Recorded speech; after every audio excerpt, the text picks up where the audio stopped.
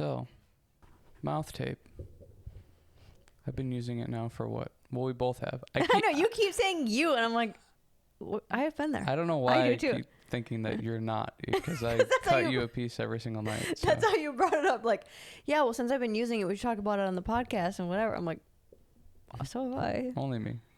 I'm the only one who does cool things. It's been interesting. There's been no like weird, I'm freaking out because of the tape or anything like that. I'm clearly breathing through my nose throughout the night, though. I mean, obviously that's the point of it, but like I would wake up with such a dry mouth every single morning, and now that's just not happening at all. So I'm curious to see how that progresses. Obviously, it shouldn't do it anymore, but just like what things change. Because I've felt like I've always had a hard time breathing through my nose. Mm-hmm. I've always had a suspicion like I've had a deviated septum or just something wrong with my nose, because I've never been able to breathe through it very well. But I also wonder if some of it is just like I'm 8 hours a night breathing through my mouth, and then however often throughout the day I'm trying to not do that. But I'm breathing through with my nose pretty much all day long if I can. But then it's just thinking about it that way of like 8 hours every single day I'm strictly breathing through my mouth, which there's just there's nothing that tells you that that's any good, especially waking up dry mouth. And the other thing I feel like I've noticed is I'm not waking up with like tension in my head to where that would be kind of regular. And from what I was reading and seeing a little bit was like, I also have a huge issue with allergies all the time, it seems like. Well, breathing through your mouth, there's no filtration process. So you're just breathing in whatever is being breathed in, to where like the hairs in your nose actually help filter out allergies or allergens and just like other random shit. So it's like 8 hours a night I'm basically breathing in unfiltered air, and then I'm waking up with like stuffy nose or dry mouth and a little bit of like just like tension in my head, and then I have allergies once, twice every year. Like I just always have nose problems, to where I'm curious to see, doing this for a long time, like if I don't end up having allergies as much. Yeah, well, I'm going to read like a list of some of the benefits that are just generic, but I think for you, it seemed like there was more of a benefit in trying it because of the structural aspect of it, because I'm guessing you have a deviated septum. I can't imagine by the structure of your nose that it's not something. Like maybe it's not that specific title, but... You talking about my beautiful crooked nose? Yeah. There's no way you're breathing the best you could, I guess. That... I think for me, just hearing more and more about it with the benefits of sleep and the benefits of also it correlating to like later down the line of heart disease, because you're also regulating your snoring and the amount of oxygen that you do need to intake throughout the night. I think I try to breathe that way when I'm awake. The reason for doing it at night is just you're not as conscious and you don't have the ability to focus on it. During the day, I try to do that as well. But structurally, I'm curious of how it maybe can change and adjust for you. Well, that's one thing that like Huberman talked about, of breathing through your mouth literally changes the structure of your face. And you can tell by looking at people nowadays, I guess you could say, is like that, along with eating processed foods, that you're not really chewing anything tough, or I don't know, it's not like you're not working out your jaw at all. So you're mouth breathing and then you're eating only soft foods. Like people start to get this chin that is like non-existent, and they get this really elongated nose, and like literally the structure of their face is changing, their jaw and their nose and everything, because of those two major things. So it's like, how that's crazy to think that just those two things are completely changing the structure of your skull. And then, what health risks end up coming with that? And it's like, even just simply, you're breathing in unfiltered air through your mouth all day, every day. And for me, it was like at least 8 hours a day. It's like now you think about just completely eliminating that, and like what kind of things could come with that. What is that? 8, 16, 24. That's 33% of my day. I'm breathing through my mouth, you just eliminate 33% of your day breathing like that's going to compound. So you take that into like water. Yeah. That's like, think of the dirtiest water that you could drink. That's maybe extreme. Think of dirty water, and that's what you're choosing to drink majority of the day. Yeah. Yeah. Or like 33% of your diet is just horrible. Like 33% is a lot.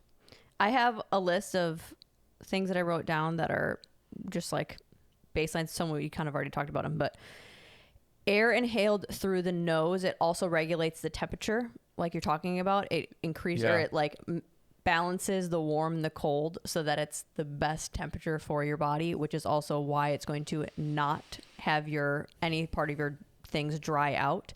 That's why, like, when you increase temperatures, either the cold or the heat, why you might have, the cracked lips, or you might have the more runny nose or dry nose. All of that is just because of the extreme temperatures that if you're breathing through your nose, that's supposedly, hopefully not happening as much. Well, and like then because of that, humidify. it's not damaging also the tissues in so it's like the more that you don't have that, like your breathing passages are still working together, I guess, that the more that you're breathing through your mouth, you're damaging those. That's why you might also have more like sinus infections and sinus issues, and noticing like your nose is kind of always feels stuffy all the time or whatever. That's a huge thing. It also becomes moisturized, something I wrote them. And then air that is breathed directly into the lungs is not filtered. So breathing through your nose is basically the air filter for your body of allergens, bacteria, viruses. So we already kind of talked about that. And then it also, sometimes it can contain like it in the mucus. So then it just like lives in there for longer. So that grosses anybody else out. Which for me, it's like, I feel like whenever I have nose stuff, it just lasts for forever. Like a stuffy nose or mucusy type stuff. Like it doesn't go away. Yeah. It just stays for forever. This one is great to note, especially for, I think all of these are important for kids because I think oral health and oral structures are so funky in kids nowadays because of how we eat, that this is just another maybe turn to why it's getting worse. Is it also affects your oral health, and it affects it because it also dries out your mouth through your gums and your tongue and all that, which then creates excessive acid in your mouth, which causes more bacteria to build, more sensitivities to have, as well as decaying of the tooth. Well, and that's something that we've started doing too, is we got a tongue scraper. Oh my God, the amount of shit that comes off your tongue, you wouldn't freaking believe it. And then you go like, I've been living like this for for my whole life and didn't know that there's all this nasty gunk on my tongue. So it's like, for me, you pair not doing the tongue scraping with sleeping, mouth breathing all night long. It's like, that is just a recipe for bacterial shit in your mouth. Like dry mouth, dry tongue, dry gums, like just all of that kind of crap. And your oral health is so connected to your heart. It's like bacteria, all of that is building up in your mouth. You're not taking care of it. What is that doing internally? Well, yeah, and then that's the first part of digestion. So all of you that have gut issues, it's like it could be starting right there. It could be starting because you have all this bacteria in your mouth, and because of whatever reason, maybe your mouth breathing throughout the night, maybe you're not doing the tongue scraping thing or whatever, just like not great oral health. I think we think, oh, brush your teeth twice a day, maybe a third time after lunch, mouth rinse or whatever your whole thing is. But it's like, for me, I just was going, there's 8 hours of my day that I am just unconscious. So what's going in that unconscious time? It's like, I'm not breathing through my nose pretty much the whole night. So what kind of damage or what kind of crap is happening because of that? And it's only been like 2 weeks, but I haven't like woken up and can't breathe. I haven't had any like scares like that or whatever. I think you'd be surprised of just like how normal it is. Like your body will just go into default of like, I can't breathe through my mouth, so I just breathe through my nose. And you're just breathing through your nose all night. You wake up, not a dry mouth, like everything's cool and you just keep going. So I'm curious to see how, if anything else changes, you know, after doing this a lot longer. The last one that I have, which is the craziest one to me, because this to me is just like, I think if you really want to, whether this is diving too deep into it or like maybe I'm pushing it at length, but nose breathing also regulates the amount of air and the proper amount of air that your body needs. So we also know that like things like weight loss are connected to the way that we breathe and oxygen levels. Our heart health is connected to all of that as well. That's like how much of those layers are affected just because you're being gluttonous about your oxygen. Yeah. You know, like your nose is properly regulating that. What else is getting off kilter because you're just not inhaling and exhaling the proper amount? Because however much oxygen you're bringing in, you have to exhale all of that. You know, so it's like your body's working harder. Yeah, the carbon dioxide's coming out at the same pace. So it's like, if you're just excessively breathing all the time, your blood pressure is probably higher. So again, all of the heart health type of stuff, like if your blood pressure's higher, your heart's just running on a little bit extra all the time, you're just increasing all of the stressors basically. Mm-hmm. And over time, like that's not going to end up being a very good result. And then you go to things like, you know, exercise or whatever, and you're already at an elevated state, so it's not taking much to get you to even higher elevated state. And then it's like the being able to control your breathing and blood pressure and stuff, you're probably not very good at that. Like there's things too of just, there's a bunch of little shit with the nose breathing stuff, just, you know, increasing control and like strength in your diaphragm. Like, what was the other thing? Something about like breathing through your nose, also emits or helps you breathe through nitric oxide, which is a vasodilator for your blood vessels and stuff like that. So you're not getting that with your, so think about that too. Like if you're breathing through your mouth, you're not getting the nitric oxide. So it's not vasodilating. It's still staying the same. So you're pumping so much more oxygen through without vasodilating. So it's like not clogged artery type of thing, but the stress on it is just becoming more and more and more, to where if you breathe through your nose, you're getting the right. It's like we were designed in this way for a reason, to breathe through our nose, eat through our mouth. Like you're not going to shove food up your nose. It's like, so if you do the proper things, there's all of these checks and balances that are there to help. It's all the things you mentioned of like humidifying the air, filtering the air through your nose. Your mouth doesn't do any of that stuff. So yeah, what long-term effects ends up happening? And well, even simply the negative effects that having that much oxygen going through your mouth, it dries it out. It increases your bacteria overgrowth. It's like our mouth is showing us we don't do well with this function. Yeah. Well, and just in the structure of the mouth changes then. So then what kind of toothaches are you having? What kind of headaches are associated? Headaches, migraines are associated with the changing of the mouth because you're breathing through it. It's like there's just so many random weird things that could end up happening because of it. And it's like, okay, well, for me, I do a pretty good job throughout the day, but at night, I definitely know I'm not doing a good job of it. So how do I change that? And I think that's where the mouth tape thing is kind of a cool fad that's come about. That's like, oh, this is interesting, and I can see where I can apply it and help. Now, and it's a cheap, easy add-in. Like you don't have to work hard to make this thing. It's like you just have to pop it on and sleep. I noticed I was a little bit nervous when I first put it on. Like every night I'm a little nervous, but you just forget about it. Oh, like you don't even know it's there. You forget that you have it on. You start to not feel it. My suggestion for anybody that has like an anxious feeling with that, or like the claustrophobia type of thing, I would put it on throughout the day just so that like you can be aware if you need to take it off or whatever, just to maybe like start building up that time with having it on, and see if you can do it within an activity that you can kind of be dialed into something else, and see if you forget that it's there. That would be my suggestion.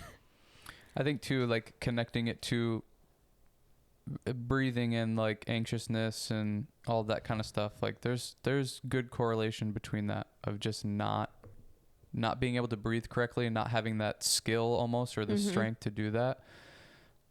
There's a correlation between you're breathing through your mouth, your blood pressure's elevated, your heart rate's elevated just because of the way that you're breathing. So your base is just naturally higher.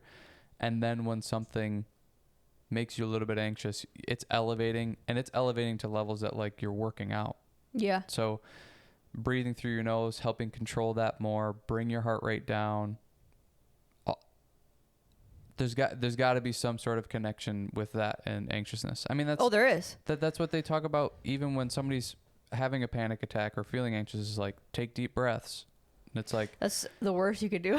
Yeah. Well, it's like, okay, well, not the worst they're already dramatic. breathing incorrectly. The idea would be to teach them to breathe correctly. And then through that, it would help slow down the breathing, not just take deep breaths and all of a sudden they're breathing through their mouth even more. So more unfiltered air, no nitric oxide to help vasodilate the blood vessels. Like you have to know like what you're saying, you know, like you have to try to. We should do like a whole separate maybe intro on it because I did have like a whole breathing breakdown because I wanted to start implementing it with the classes because I was learning about that too, like how we're breathing in with anxiety and panic attacks, that the way that we tell people to breathe of just the natural, like take a big deep breath in and then exhale out, that is signaling our brain to ramp. So like if you're nervous for something or if something is like you need to get hyped up for it, that's the type of breathing that you should do. Like if you want to wake yourself up or you want to like get into it, that is a way to breathe. So that really should be the opposite way you should be breathing if you are feeling overstimulated or over anxious, to then bring yourself back down. Like we're almost telling our body to ramp more. Well, because when you tell somebody to take a deep breath, like typically what they're doing is a big inhalation and then a short exhalation. So it's like you want not the opposite, but you want a longer exhalation compared to inhalation. You want more carbon dioxide coming out than you do oxygen coming in to help calm down. So like when somebody's having a panic attack and they tell them to take a deep breath, they go, so it's like you're just hyperventilating now. It's like you want long exhales. You want more carbon dioxide coming out, less oxygen coming in. Yeah. Well, and there's even like specific, again, let's do a whole different episode on it because there are specific ways that you can also manipulate the breath so that you're spiking your sympathetic nervous system so that it's relaxing you and you're breathing in a way that's like you're producing different chemicals than the other ones. That's like, there's a whole thing with that too. But the last one that I will say about the benefit of the breathing, this is on my breathing notes, but it also kind of works with this. Lack of good oxygenation in the cells creates reproduction of cancer cells. If cells are not getting enough energy through oxygen, they will turn into the breakdown of sugar, which in turn is the process of creating cancer. So another benefit to breathing properly. Yeah. Yeah. That was a random stumble upon. Well, fact. and then you think about it and it's like, if I'm never going to breathe through my nose, what the hell is the point of it being there? It's like, that's kind of its only job. Yeah. Yeah. So your mouth isn't supposed to be dealing with that.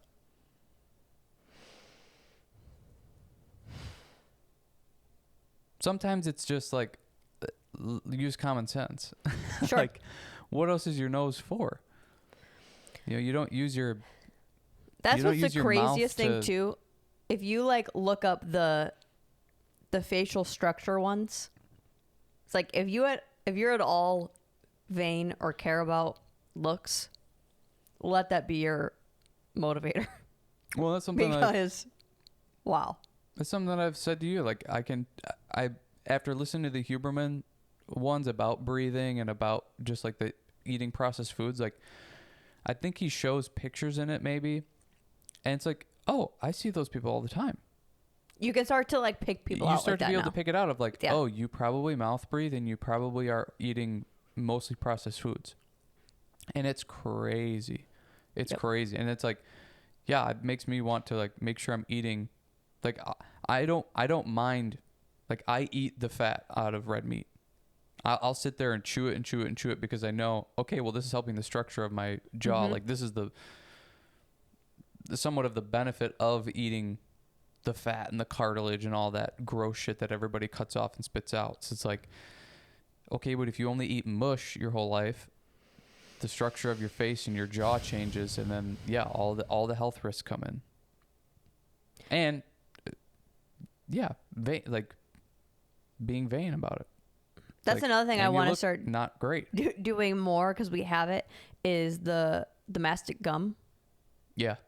I think that's something I want to start implementing more because we eat meat so regularly, but we cook most of our vegetables, so that kind of something turns else, to mush and yeah. So yeah, if you want something else, mouth tape, tongue scraper, like a tough gum. We do mastic gum, but you can look it up. Like, yeah, regular sure gum's just not tough enough. Yeah, I don't know if you can look up like tough gum, hard to chew gum, or if mastic is like if it's like the brand that we have, or if it's no, I think it is. That's what it's called, mastic gum. Actually, yeah, we could link it in the thing. Huh? Could you link it in the thing? No, mastic gum. Yeah, just look up that MASTIC. There's just a bunch of different brands. That is actually the gum. The tough gum is mastic gum. I think this is a little bit of a nitty gritty type of thing, but even just like if you're waking up with dry mouth every single morning, that's what I was dealing with. I was like, I'm not dealing with something that's happening 8 hours a day. I should probably deal with it in some way. And it's really a simple fix. It's like, it's been totally fine. Yeah. It's also good if you're a snorer. If you snore, that could help you as well. Avoid it because it just won't allow you to do it. Yeah. Yeah. And snoring is also just, there's so many connections to that with bad heart health and the way that you're sleeping. So you're probably not getting a good night's sleep because the way that you're breathing, that like you can't get into a deep sleep, or you're so heavy into sleep, which is also not a good sleep. Well, it's like, again, you're asleep, so you can't regulate how you're breathing. That's where like all of this really comes down to. It's just like how you're breathing throughout the night and throughout the day. But like you're awake, you can kind of, oh, I notice I've kind of been breathing through my mouth. Let me close my mouth and breathe through my nose and just do that. I mean, I've been trying to do that, breathe through my nose for a little while now, and it's weird when you first start doing it because you almost don't know how to breathe through your nose like consistently. You don't know the regular like breathing pattern, and it just makes you realize how little you breathe through your nose and how sad that is because it's its only job and you're not using it. So I'm like, I'm trying to breathe through my nose and I can't even do regular breathing patterns. I have to breathe through my mouth in order to like help reset and regulate, or I just start yawning or something because I can't breathe through my nose, or I'm not used to breathing through my nose. It's like, that's not good. Yeah. That's something to like be aware of. And again, going back to the anxiety thing, or just a whole host of things of if you can't breathe regularly and like efficiently, that's going to mess up a lot of stuff. Well, yeah, because the oxygen is connected to every part of your body and how it functions. So if you think of your brain health, your heart health, but go to the brain of like the chemicals of what's released through your hormones, all of that is, I don't want to say triggered by oxygen, but like everything is connected because everything is sending a signal based off of something else that it's feeling. That's why you can also correct or go in the opposite direction of how you're breathing and techniques of how you're breathing. But a lot of people I think would struggle with doing that because you don't have the facial structure, the facial muscle structure to be able to do that comfortably. It's like a posture thing. Yeah, you can hold it for a couple seconds and then when you forget about it, you're not going to do it. That's why I also like doing it at night, because it's almost a practice workout when you're not even aware of it. Because then what is that doing to just the comfort level of being able to have your mouth closed, breathing through your nose, the muscle tissues that it's building when you're sleeping, that hopefully then when you're awake, you have to think about it even less. Well, there was because just creating that pattern. There's that guy, James Nestor, that was on Rogan quite a while ago, and I remember him talking about people that had deviated septums that kind of fixed this problem, like strictly breathe through their nose, tape their mouth closed at night to only breathe through their nose. Like the musculature in their face changed to where the deviated septum wasn't affecting their breathing anymore. And it's like, you can do a lot just by getting that breathing through my nose for 100% of every day. Mm-hmm. And all of those breathing issues that you may have, or like it feels like your nose is always stuffed or whatever. It's like that could be changed just through breathing. Like you are practicing and working the muscles, quote unquote, by just breathing through your nose. Yeah. The breathing thing is so interesting because I think it's so underrated in a way. There's so much science around it that you just it gets so in the weeds. And it seems like every few years something like this comes up of like the mouth tape, and then everybody gets obsessed with breathing again and how to breathe correctly and do all of that, and then it goes away because it's just like kind of whatever, and then it comes back again with something else. And it's, I don't know, there's so much to do with it, and how much, I mean, like Wim Hof has made an entire life based on breathing. Yeah. And it's like they have studied him, and he is like his cellular function is different. It's so than crazy. Ours. And it's just through him like basically becoming an expert in breathing and how to breathe. Yeah.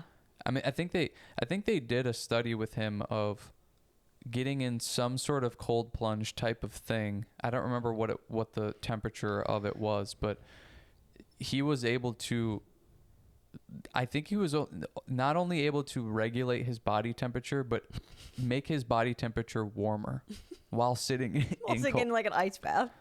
While he's in an ice bath. I mean, he's probably in 33, 34 degree, just before freezing probably. And that is something that's going to decrease your body temperature for sure if you're in it long enough. And I'm pretty sure he was able to at least keep it at like that 96 point whatever, or he was able to increase his body temperature through just breathing. And they tested something with his blood as well, where they tested it. I don't know if it was like they did this trial over a certain period of time with his patients or clients, whatever. But they were doing these blood tests with him where it was something about the healthy cell count, which what the heck does healthy cell count? They go into it way more. My takeaway was healthy cells, that their healthy cells were stronger and multiplying. And it was something also with the,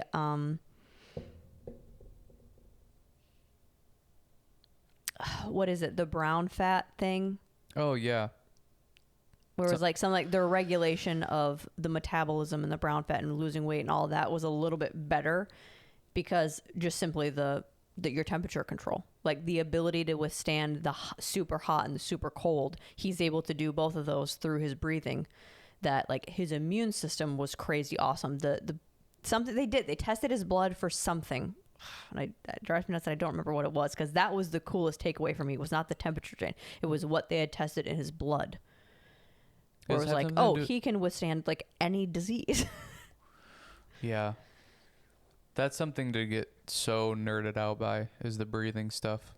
That's just it. We have to do a different episode on it because I have like so many other notes, because I was diving into it for the anxiety aspect of it and trying to find different ways to do that and trying to like regulate your nervous system a little bit more.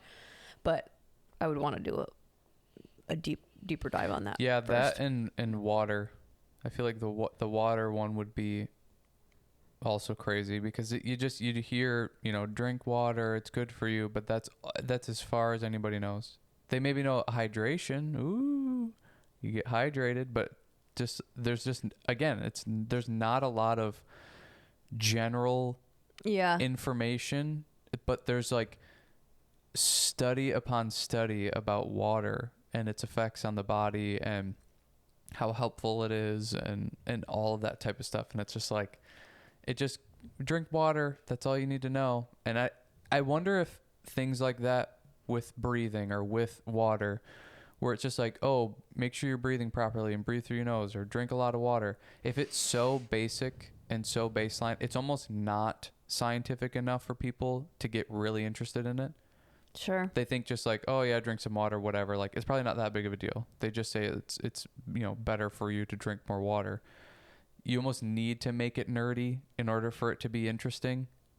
If you start naming all of these things that breathing does for you, you're like, holy shit, it does that? And then same with water. It's like, I think that might help get people on board with those things rather than just like, yeah, I know I should like breathe better or breathe through my nose. See, I don't know. I think it could be both. Like the water thing, for an example, I think there are two different sectors of people, because you also have people that like, they don't drink any water. Mm-hmm. So it's like, yeah, telling them just to like, it's the baseline, you're just supposed to do it. But don't you think everybody pretty much knows drink water? So it's like, just telling them that, they're like, yeah, maybe. Yeah, whatever. I'll just still have my lemonade. Yeah. That's Also, like, if I you feel like mix they need things a little in more. water, it's no longer water. Let's just be clear about that. Let's just be clear. If you mix anything in water, it is no longer water. It's like, well, it's the base. Okay. Same with soda. There's water in soda. Are you going to say that you're drinking water? No.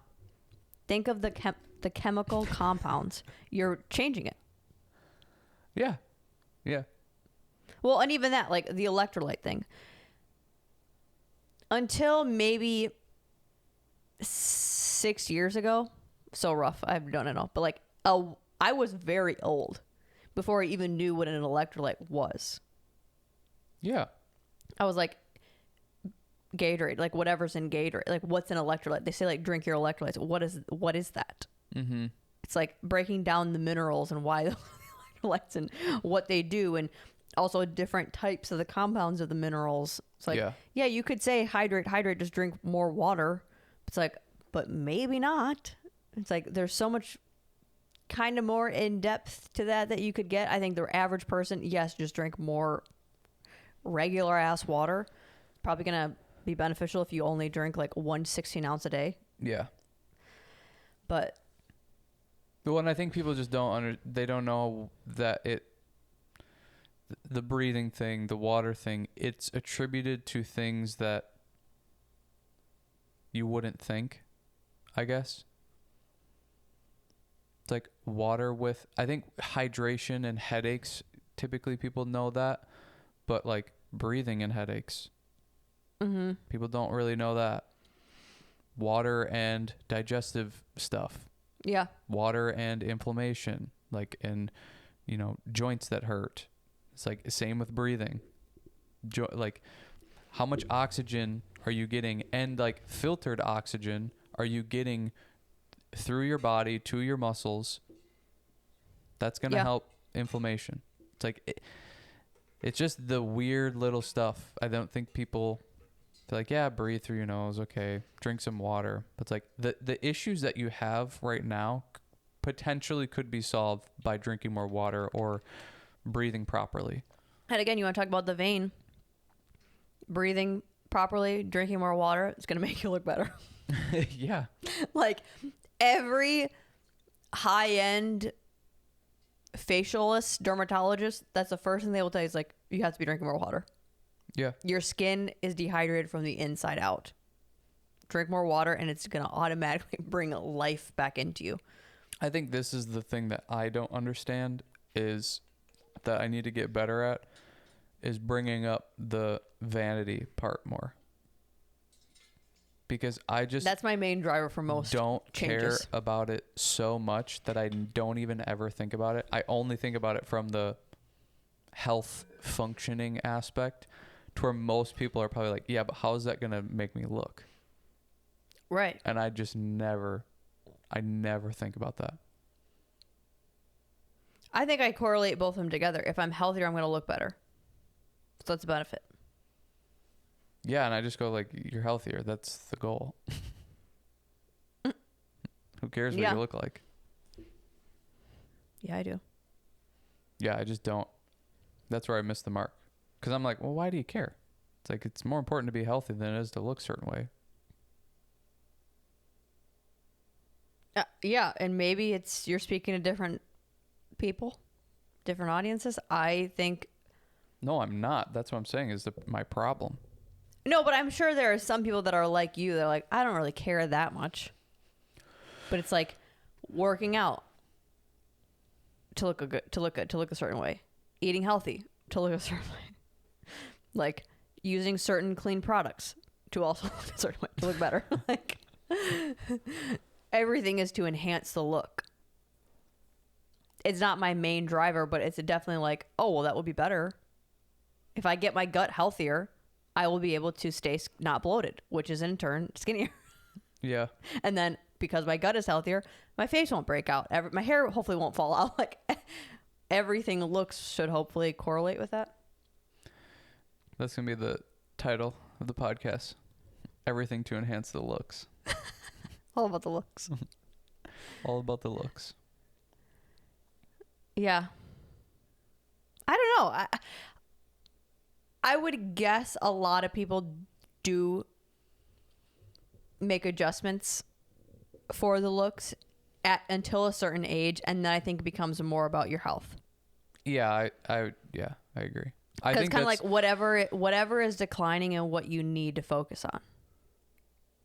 Well, it's probably looks first and then health. Yes. For most of your life, and then, or not, maybe not most, but for a lot of your life, and then at some point that changes. Yeah. Maybe once the health thing just becomes so crazy.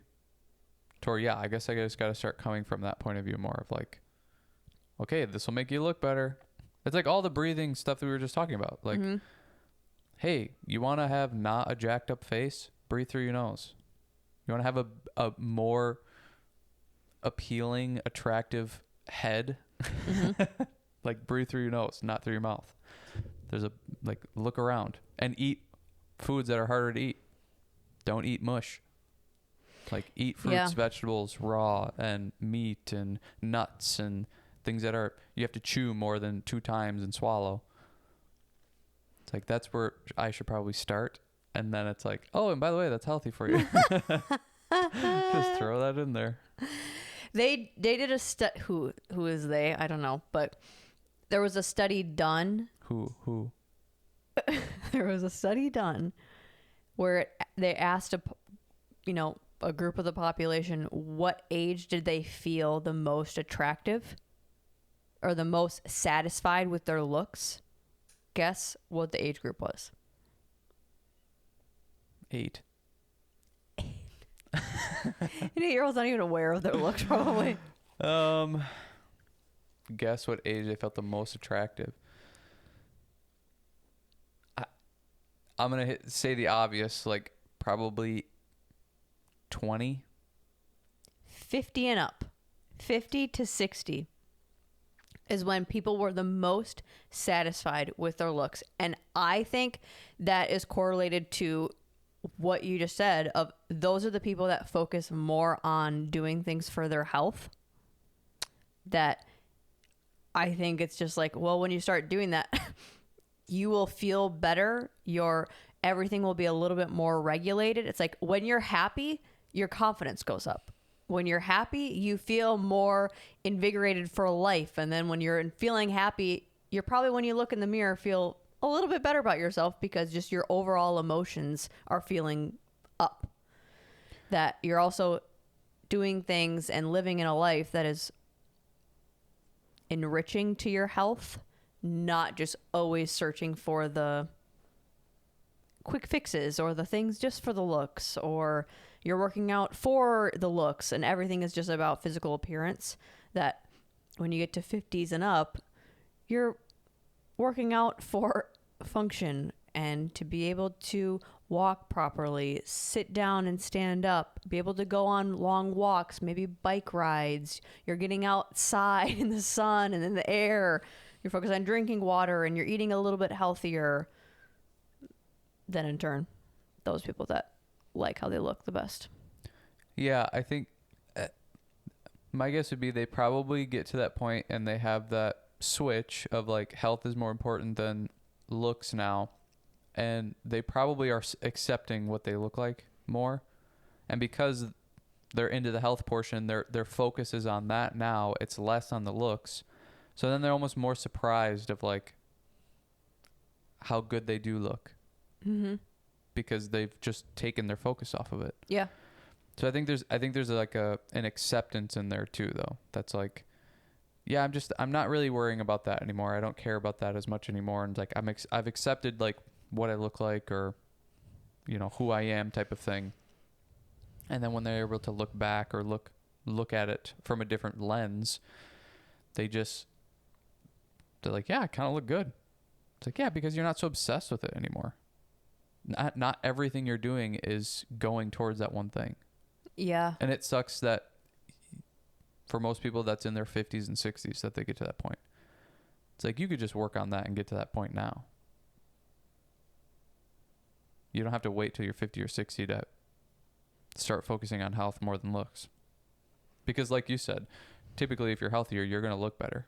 So it's like, oh yeah, that should be the focus anyways. Well, and not even just to yourself, but to others.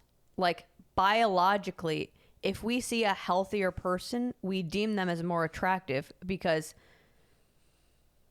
it's almost like that's our survival mechanism. It's youthfulness too. It's youthfulness, but it's also like that person maybe isn't carrying a disease. That person isn't sick and then is going to get me sick and the rest of the tribe sick. Like it's kind of like the same thing with certain physical structures with where you're muscular.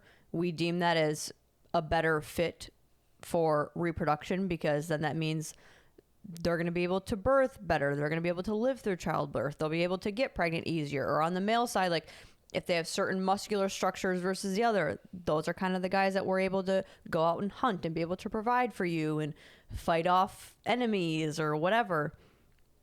That's the same thing with health. When you see like a youthful, healthy looking person, they will just naturally look more attractive because our brain is signaling like, okay, they're safe. Yeah. Yeah, they're safe. They can make it through stuff. And yeah. And that's why I'm like, so who cares about looks? Like, it's about the health anyways. The health ends up equaling the looks. It really does. Well, I mean, even right now, you researched and looked it up and got me a supplement that's a copper zinc combination because we did a mineral test and I was very low on that. Well, I was very low on that, and what is that correlated with? Hair loss, graying of the hair. Two things that I have had forever. The hair loss, not so much my whole, like not for as long. That's probably more in the last 5-ish years. But the graying, I started getting gray hairs at like 16. So is that good? No. Is that attractive? No. Hair loss is crazy in my family on this side, and graying is crazy on this side. So altogether, I'm going to have no hair, and the few hairs that I have are going to be gray, which is obviously not attractive. That if that was my adjustment of health, of taking a supplement that was going to recorrect my mineral deficiencies, yeah, I'm going to be doing it for health. But what's going to happen? I'm hopefully going to have no gray hair and not go bald. Yeah, that still seems a little bit more like it's for the looks than health. Well, I mean, yes, it's going to hopefully. I guess that's better than like, I'm just going to dye my hair every 10 seconds so that I don't look gray. Yes. Yeah. Yes. Because like that, oh my God. The dyeing the hair thing. Well, because what is that going to also maybe recorrect or readjust? It's like my body is telling me that there's something missing. Well, yeah, and you're not fixing the problem. You're just covering it up with dye. Right. And chemicals and shit. It's like, what is that doing to your hormones potentially? Right. All the chemicals you're putting in your scalp. Yeah. Crazy. Next is the makeup thing. Girls got to be done with makeup. It's unbelievable. The makeup, big makeup. It's a whole industry that has got you guys wrapped around their finger. Anything that you're like conspiracy theory about it, you just put big in front of it, and you're like, that's a thing for sure. It's a thing. It is, because I can't. Here's a little thing for you. Girls have probably gotten more unattractive since caveman days because of the makeup crap. Oh, it's so much more than that. It is so much more than that. But the makeup thing is a ginormous driver of it. Because it has to be doing so much damage to your skin, specifically the face. And now the more damage that continues to happen, the more you have to cover it up. It is just a snowball into oblivion that is, it's horrible. It's absolutely horrible. The hair dyeing, the birth control, like, you guys are screwed. You're screwed. It's time to stand up, ladies. I will say, yes, I'm trying to not wear makeup besides when we're filming this, or like when I have to, work at a specific thing. I'm going to try to stop doing it while I'm teaching as much, but like when we go on those work weekends, I'm going to. Well, you can't like go from wearing makeup and then one day you go in to teach and you got nothing. You're going to scare the kids. That's too much of a change. And that's the other thing. It doesn't make you guys look better. That's just where I disagree. Because you disagree because all of you girls think it looks better. So you talk to each other and go, this looks better, this looks better. Has anybody asked a male? No. Nobody's asked a male. I'll give you the answer. For me. Hey, here's the answer. No. Yeah, I don't know.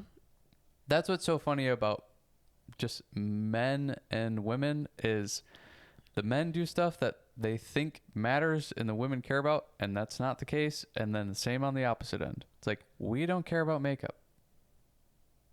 Speaking for millions and millions and millions of people right now. And I feel right. I agree with me. It's just not a factor. And when the long-term consequences is your face is melting off because all the makeup that you've wore for 70 years, it's like, no way. Also, men do not have as bad of acne as women do. And I think this is a makeup problem. You really think it's a makeup problem? Give me something else. Hormones? Yeah, I think it's a hormone issue. And you think makeup is helping that? No, I don't. Yeah, I'm not saying that it up even worse. I'm not saying that it's helping it, but I think even for someone that doesn't wear any, like, think of, the girl that doesn't do anything for appearance. She still has hormones shifting all of the time. Yeah, but so do men. It's aggressively at that time. It shall not be named. Well, it's all this the whole time. It's all constant. Well, it's just you go through the same cycles. Yeah, but men do too. Men have hormonal shift. When? All the time. You think hormones just stay the same 24/7? No, but I would like to know what your guys' cycles are. Next episode, we'll bring it to you. Yeah. We'll debate. Yeah. Let's do a little old-fashioned debate. A little hormone debate. A little. Nobody's interested in that. Yeah, I guess maybe that's just where I'm not educated enough. It's not just the makeup thing, though. Like, there's so many things. You guys are altering so much stuff and putting shit on your skin all the time and on your head and birth control through your mouth. That's like, you have so much hormonal shifting because of all of the crap that you're Yes. using and doing. It's an accumulation of all of it. And it's like, we've just figured out the birth control thing. It seems like, oh, it's actually bad. No, really, really, it's bad. To where makeup is the next culprit. It's a daily thing that most women do. And there's no clean makeup. I don't care what you want to say is on the package or in the thing. It's not clean. Yeah. It's chemical. You're putting paint on your face. You're painting your face every day. Congrats, clean paint. Like, no. No. I refuse to believe that. So, there we have it. I can't wait for Peter Attia to come out with his results for the sunscreen. Oh, I cannot don't wait. get me started. Because that is one thing I'm still so on the fence with. I'm not. That I'm so happy he's studying it, because there's not enough studies that I would feel confident in. And it's like, most of the studies are just dermatologists saying like, yes, you need to wear sunscreen. Yeah, like, dermatologists. What's the... Well... Oh, they're in cahoots with big sunscreen. Are you kidding me? But that's what I'm saying. Like, break down the function of the skin and how do we know it's damaging? Like, how do we know the sun is damaging it? Obviously, we see... I mean, we live in Florida. We see the leather skins. We see, like... You say it like it's a family. We know the leather skins. It honestly sounds like I'm saying it's like a racial slur. We know what I'm saying, though. Like, I mean, hey, we're on our way. The older people that are very tan, that their skin looks crazy, I would like to know, would that person just look like that because they're old? It's like, is it just tan? Like, if their skin was pale, would it look that crazy too? Oh, it's like, it looks I see what you're wrinkly, saying. but like, would it just look wrinkly? Like, is the sun aging them that much more? Or is this like, kind of, that's what I want to know. Is the sun aging us? Is the UV specifically, the UV percentage, is that aging us? Is that decaying our skin? What is actually happening? And then if it is the sunscreen helping that? Or is the chemicals in the sunscreen doing worse than what it is helping with the aging? Yeah, the makeup, we don't have the information, so it's all just like our opinions. I guess I want to preface it by that. And that's what's hard, is you don't have the long lasting, this lady is the same exact person as this lady, and this one started wearing sunscreen and this one didn't. What do they look like? Like, to me, it's all about looks with that. It's like, what is your skin health at that end point? Because health is also correlated to the looks. Who has less wrinkles? What's the thickness of the skin? What's the health of the skin? What's the collagen of the skin?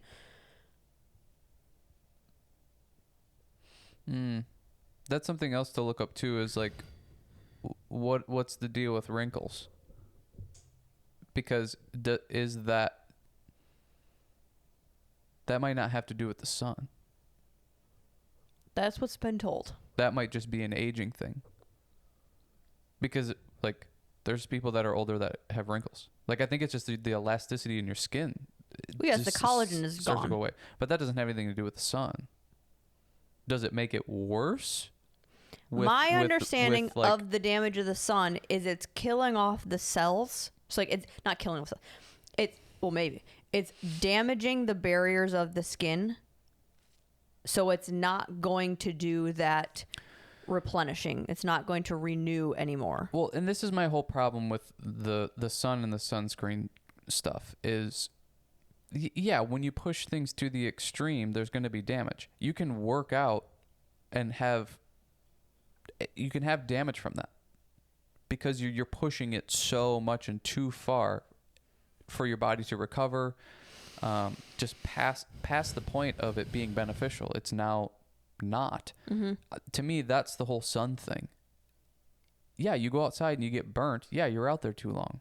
but there's an appropriate amount that you're getting, that you can get from the sun, that is safe and okay, and you're not going to get skin cancer. It's maybe not going to damage the skin and affect all of the, you know, the cells in your skin and the wrinkling and all that kind of stuff.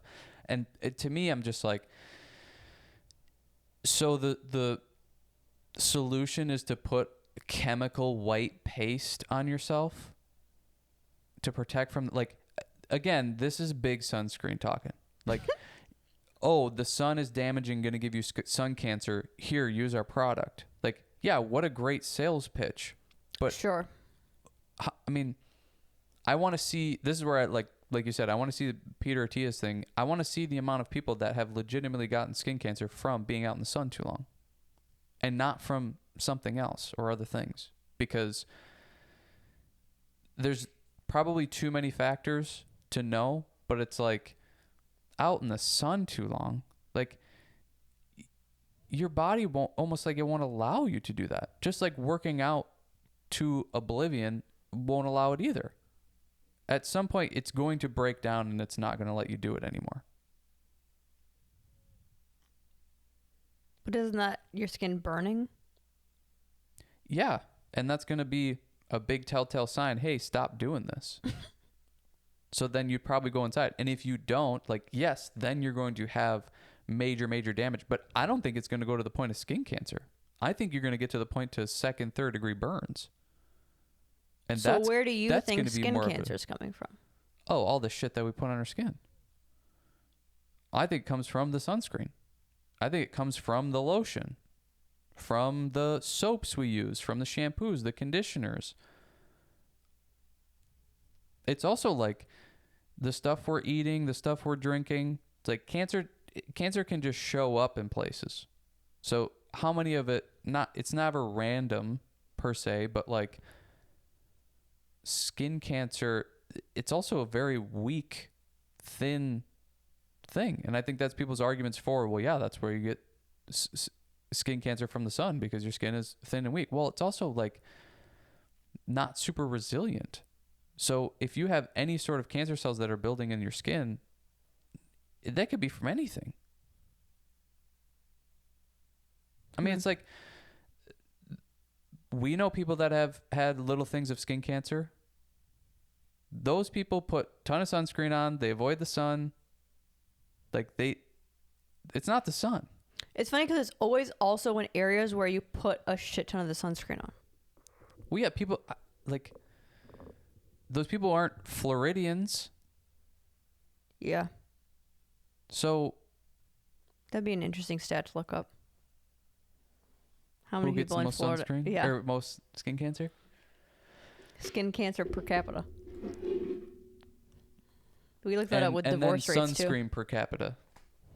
I don't know. To me, I think we're told stuff and then it's believed for forever and there's no looking into it. And then we get this where it's like Peter Attia is now going to look into it and see.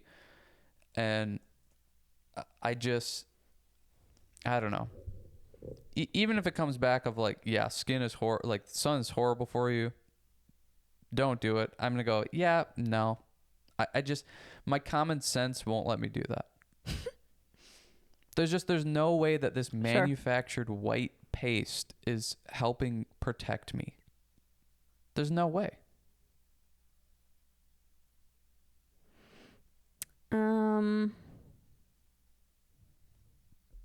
Mouth tape to big sunscreen. What an episode. See, this seems so random to me. By state, the attributable age standardized rate ranged from 15.1 per 100,000 in Alaska to 65.1 in Hawaii. Multiple states along the east and west coast had UV attributable incidence rates exceeding 25 per 100,000. Delaware, 30. So I'll just say I'm going in order of top to bottom. Top to bottom of what? Like most health, or I mean UV incidents. So I'm What guessing is that's that? some sort of UV incidents, people who saw the sun? No, my guess is it's cancer. Skin cancer. Or skin, related issues. Delaware, Georgia, California, Maryland, North Carolina, Florida, Oregon, South Carolina, Washington, New Jersey. Okay, but does that make sense to you? No, because I don't know what UV incidence is. I'm not gonna go with. I guess it's probably this. That's not. That's not appropriate. I have to know what UV incidence is. Melanoma burden in younger females than males. That makes sense. What? Yeah. Because they lay out more. But what did that even say? What is that? What? What's a UV attributable incident? Melanonin women burden men? A report also finds higher UV attributable melanoma burden in younger females than males. That makes sense. I guess. What's melanoma? Is that skin cancer? Yeah, it's like, yeah. Okay. So what is that? But there's no... We still don't know what UV incidences are. UV attributable incidents. Let me look that up. Because that's just crazy. This is something that I'm so dying my hill about. It doesn't matter what you're going to show me. Yeah. I think it's fair to look it up and talk about it and tell everybody what we do know. But it's just cancer is attributable to UV radiation, but it's also from global cancer observation. So who knows? What does it say? It gives... Doesn't give anything, really. Okay. Relative proportions by age group of cancer cases attributed to ultraviolet UV radiation exposure among men and women of all ages 30 plus years by continent. So South America, okay, so let's just say North America, we have the most between 50 to 69 and then 70, so at 46.4%, 18.7% in ages 30 to 49. And okay, then hold on, slow down, because you're just throwing numbers out. Okay. What do these numbers even mean? 18% what? 18% have cancer cases related to UV exposure. 18% out of all of cancer? All of North America. Out of all of skin cancer? Only 18% of it is attributed to... No, 18% of people ages 30 to 49. Dog. What are you even saying? Okay. In North America, yes, people that are age 30 to 49, this is the percentage of people that have skin cancer, have cancer from UV radiation. No, there's no way. 18%. No. Ages 50 to 69%. 46 ages 50 to 69%? No, ages 50 to 69 is 46.4% of okay, them. Pause for a second. You're telling me that people from age 50 to 69, did you say 49%? 46. 46% of them have skin cancer? Yes. That is such bullshit. I can't even believe it. There's no way that almost half of the people that are 50 to 69 have cancer. There's no way. Have had it once? Have had a spot? 50% of the people don't even go to the fucking doctor to get diagnosed. There's no way. And then you said 18% between 20 and something? 30 and, yeah. 30 and like 40 or something, 46. I mean, that is literally saying that like 75% of people have skin cancer. There's no way. I know. Go back to common sense. It bugs me. And then if it's like, okay, sunscreen, let's say it does protect from skin cancer, and there's no case of skin cancer related to sunscreen, period. Mm-hmm. Great. What else is it doing to your body, though? Birth control is 99%, certain to not get you pregnant or allow you to get pregnant. But what other bullshit is it doing to you? Yeah. So even if we step aside from the skin cancer, whether it gives it to you or not, or protects you from it, it's like, is that really worth the risk of what else it could be doing to you? It's like the birth control thing. It's like, hey, maybe just be smarter with what you're doing. Sure. Like, maybe don't go out in the sun when you haven't seen the sun for 3 months. Maybe don't go out in the sun for 8 hours. Yeah. Like, what are we doing? Mm-hmm. Monitor the sun exposure. Rather than let's lather in white paste. Yeah. I'm with you with that. I'm with you. Yeah. It's my hill. Yeah. You and bake sunscreen. It just... The common sense thing just goes ding, ding, ding, ding, ding. Like, there's no way. There's no way this is smart. I get that. It's the same. I do get that. The daily habit stuff of like the soap you put on, the, any lotions you're putting on, the toothpaste you use, the shampoo, conditioner, like any of the stuff that you're doing every single day and very regularly, that like we just started getting better coffee because like we have coffee every single day. So we're putting something potentially moldy, like there's a whole bunch of mold in coffees apparently.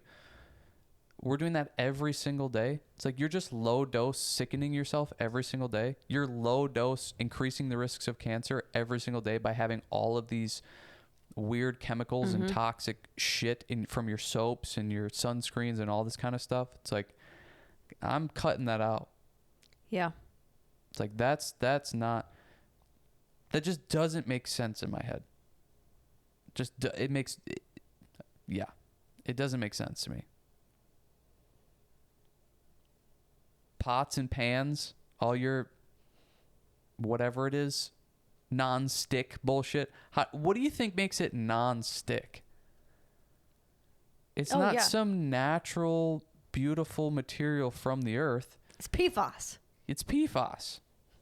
Well, that's one thing that was interesting when, like, the doctor with your mom telling her to stop washing her clothes in soap and to stop using, like, all of this protocol.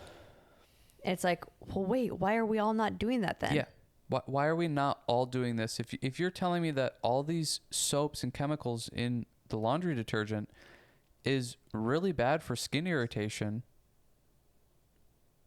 so why are we doing it, period? Right. It's like, it's mind-boggling to me. Yeah. Mouth tape. If you do mouth tape, you'll get as crazy as me. There. That should be something that I could start reading little tidbits about in the book from Darren. Yeah, just the toxic trash, and also another, like a different route that you could take. That's something I like about his book, is he gives alternatives. Yeah. But yeah, I could just start reading past it. I've been just like, whenever I read it, I'll write it in my notes, but maybe I could just start reading from it. I feel complete after that rant. All right, cool. See you later.